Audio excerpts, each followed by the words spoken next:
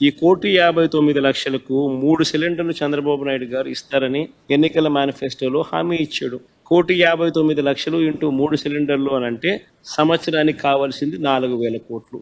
ఇందులో మొదటి ఏడాది మోసం చేస్తూ 3 సిలిండర్లు కాస్త 1 సిలిండర్కు తీసుకొచ్చాడు.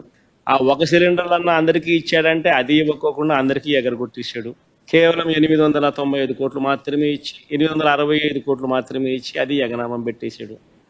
పోనీ ఈ సంవత్సరం అన్నా రెండో సంవత్సరం అన్నా 3 సిలిండర్లు ఇస్తున్నాడా అని చెప్పి చూస్తే 1,59,00,000కు 3 సిలిండర్లకు 4,000 కోట్ల రూపాయలు అవసరమైతే బడ్జెట్లో ఈయన కేటాయింపు చేసింది 2,600 కోట్లు మాత్రమే. 50 ఏళ్ళకే పెన్షన్ అన్నాడు.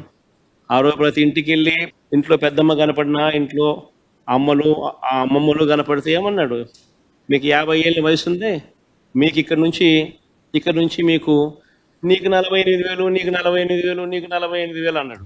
మొదటి ఏడాది 9,600 కోట్లు ఎగరగొట్టేశాడు.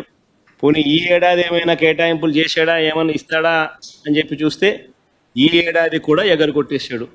అంటే ఈ 50 ఏళ్ళు నిండిన ప్రతి మహిళకు ఎన్నికలప్పుడు నీకు 48,000, నీకు 48,000, నీకు 48,000 అని చెప్పిన ఈ చంద్రబాబు నాయుడుకు సంబంధించిన వీళ్ళంతా, ఈ నాయకులంతా ప్రతి మహిళకు ఇప్పటికే నేడు సంవత్సరం 48,000 కోట్లు ఎగనామం పెట్టారు, మోసం చేశారు. ఈ సంవత్సరం మరో 48,000 రూపాయలు మళ్ళీ ఎగనామం పెట్టాడు, మోసం చేశారు.